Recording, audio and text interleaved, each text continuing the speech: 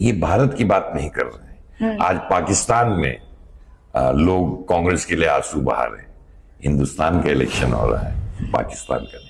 So is it because आप भाजपा में हैं इसलिए ये बातें कर रहे हैं, या वाकई में आपको लगा कि आपकी जो सोच है, आपकी जो विचारधारा है वो कांग्रेस के साथ नहीं जा रही है, इसलिए आपने पार्टी चेंज कर दी? देखिए, उस समय जब कांग्रेस तो रही, यहाँ तक सैंतवा रहा या कुर्मी वोटर रहा है, वो मूल वोटर भारतीय जनता पार्टी का रहा है, था, है और रहेगा।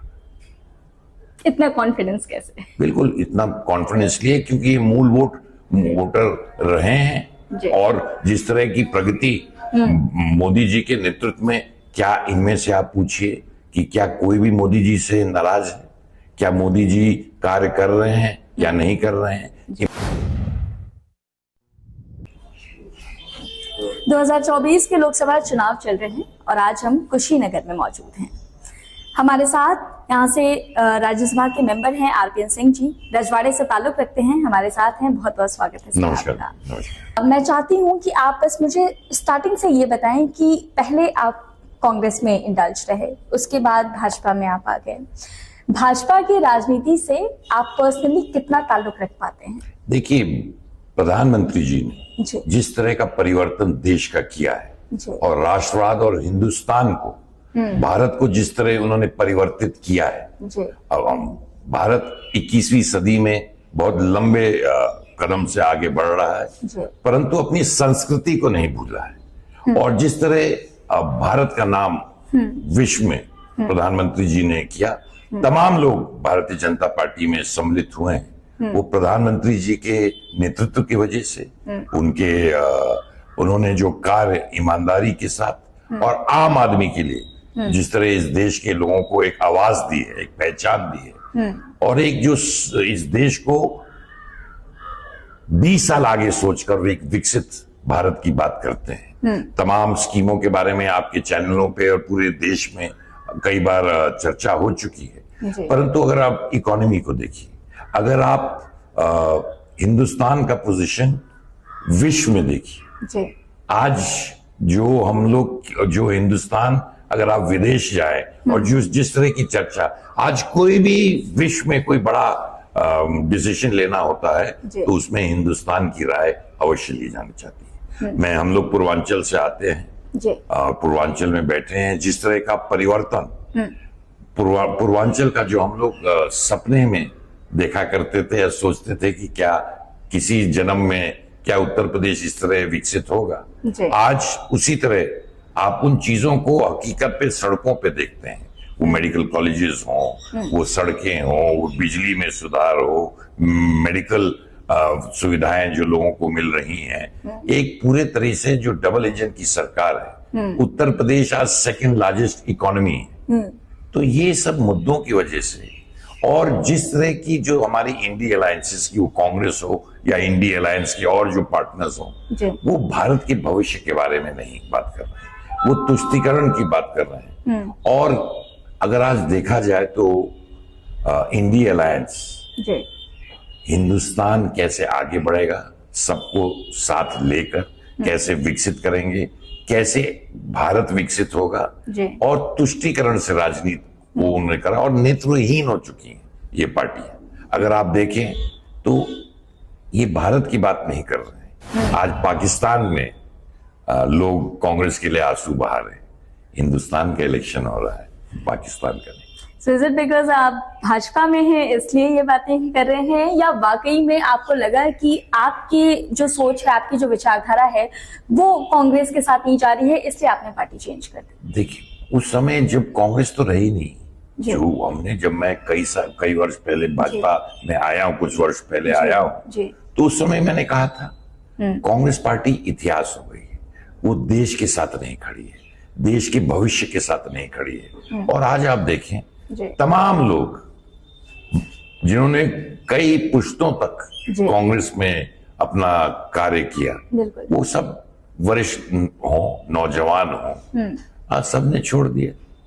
और इसलिए छोड़ दिया कि देश के बारे में, और जो पार्टी देश हित के बारे में नहीं सोचेगी, उस पार्टी में रहना या चलाना, मैं समझता हूं कि जो लोग हैं उनको देश के बारे में सोचना चाहिए। इस बार के चुनाव का मुद्दा क्या है सर? मुद्दे तमाम हैं, अभी तो उनके बारे में विस्तृत जानकारी हाँ, की।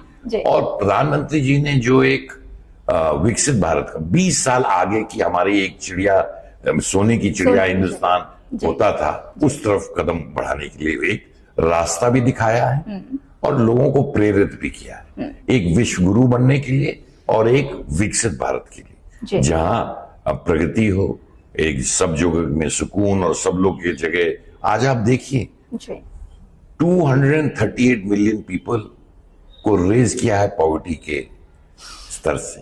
ये काम सरकारों के होते हैं। प्रधानमंत्री जी 10 साल से प्रधानमंत्री, उससे पहले मुख्यमंत्री रहे, एक भी भ्रष्टाचार का आरोप उन पर नहीं है। और जैसे उन्होंने साफ तौर से कहा, मेरे तो कोई बच्चे हैं नहीं, मेरी विरासत हिंदुस्तान के लोग हैं। बाकी पार्टियों में आप देखिए सब लोग काम अपने बच्चों के लिए कर रहे हैं, अपने परिवारों के लिए कर रहे हैं। तो नेता अगर परिवार के लिए कार्य करेगा और देश के लिए नहीं करेगा जी, तो ये सबसे बड़ा मुद्दा तो यही है मैम।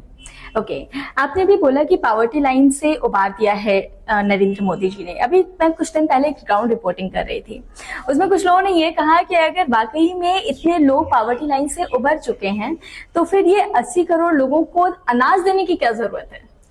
यही सवाल मैं आपसे कर रही हूं। बिल्कुल, कोविड के जमाने में आप लोगों ने देखा था कि एक बहुत बड़ी संकट, सिर्फ इस तरह की संकट मैं समझ सकता हूं कि 100 साल में पहले बार कोविड में इस तरह का जो एपिडेमिक हुआ था, विश्व ने 100 साल बाद देखा था वैक्सीनेशन के माध्यम से। और लोगों ने, तमाम लोगों की बिजनेसेस, तमाम लोग के जो लेबर थे उनके सब रास्ते बंद हुए। उसको उभारने के लिए उस समय जो परेशानी, सब कुछ में लॉकडाउन में था, ना कोई आमदनी थी ना कुछ था, कई लोगों की नौकरी चली गई क्योंकि बिजनेसेस उस समय बंद थे। तो उन सबको उभारने के लिए ये कार्य किया गया। और ये विश्व में एक रिकॉर्ड है कि वेलफेयर स्कीम्स तो आज अमेरिका में भी चलती है मैडम, इंग्लैंड में भी चलती है, जो डेवलप कंट्रीज हैं। तो क्या वहां वो देश विकसित नहीं है? वेलफेयर स्कीम का क्या मतलब होता है? जो निचले स्तर के लोग होते हैं, जिनके पास उस तरह की आमदनी, निचले स्तर की उस तरह की आमदनी नहीं होती है, तो वेलफेयर स्कीम तो अमेरिका मोस्ट डेवलप्ड कंट्री है, वहां भी वेलफेयर स्कीम है ना। तो वेलफेयर स्कीम एक होता है जो गरीब होता है, उसकी मदद करने के लिए होता है। आई एम कन्विंस्ड, मैं आपकी बात से कन्विंस्ड हूँ। मैं आपसे बस आपके एरिया के बारे में भी जानना चाहती हूँ, क्योंकि अभी यहाँ के लोकल लोगों से हमने बात की तो हमें पता चला कि कुछ मुद्दे हैं यहाँ के लोगों के, जैसे कि जाम हो गया, एयरपोर्ट को लेकर के लोग बता रहे थे कि वो अभी तक इंटरनेशनल एयरपोर्ट जो है वो एक्टिव नहीं हुआ है। तो ये सारी चीजें कब ठीक होंगी? देखिए, एयरपोर्ट की बात, एयरपोर्ट का यहाँ हो गया, प्लेन भी आ रहे थे, पर क्योंकि रेडार सिस्टम होता है लैंडिंग के लिए, Boeing's without radar system land नहीं कर सकते। ओके, तो रेडार का सिस्टम जून में तैयार हो जाएगा। लोग बताते हैं अपकमिंग जून में, ऑलरेडी काम चल रहा है रेडार का सिस्टम। अच्छा, ओके, ठीक है। जैम की बात की पडरौना के वासी ने, बिल्कुल, मैं तो आप जैसे आप मेरे घर पे आई हैं तो बिल्कुल एक कोने से होके पडरौना के अंतिम, मेरा घर बिल्कुल अंतिम छोर पे पडरौना का। अच्छा। परंतु यहाँ बाईपास ऑलरेडी उनपे काम शुरू है। अच्छा, मीनिंग 70% काम बाईपास पडरौना के जैम करने के लिए, तमाम बाईपासों के लिए यहाँ कार्य चालू हो चुका है और 30% काम सिर्फ बाकी है जी। यहाँ पे लोग, मैंने सुना है कि गन्ना बाहुल क्षेत्र है ये, और क्योंकि यहाँ पर चीनी मिल भी रही हैं, 10 चीनी मिल रही हैं और अब केवल 5 हैं, तो कई सारे किसानों का गन्ने का जो पैसा है वो भी बकाया है, चीनी मिल भी बंद हो रही है, रोजगार कैसे मिलेगा लोगों को? गन्ना के जितना गन्ना किसान जी इस सरकार में खुश है, सबका गन्ना गिर गया और 12-15 दिन तक ही पेमेंट लेट होता था। जब बाकी सरकारें होती थी तो पेमेंट पता नहीं 1.5 साल, 6 महीने, 8 महीने, 11 महीने में पेमेंट मिलता था और कई तो अगले सीजन में जाते थे।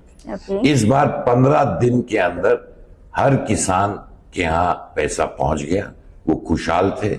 सब फैक्ट्रियां बंद हो गई हैं, सबका गन्ना गिर गया है, सबके यहाँ पेमेंट सब फैक्ट्रियों को मिल गई।